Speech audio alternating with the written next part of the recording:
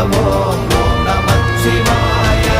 ஆனவஞ்செழுத்துளே அண்டமும் அகண்டமும் ஆனவஞ்செழுத்துளே ஆதியான மூவரும் ஆனவஞ்செழுத்துளே அகாரமும் மகாரமும் ஆனவஞ்செழுத்துளே அடங்கலாவலுற்றதே.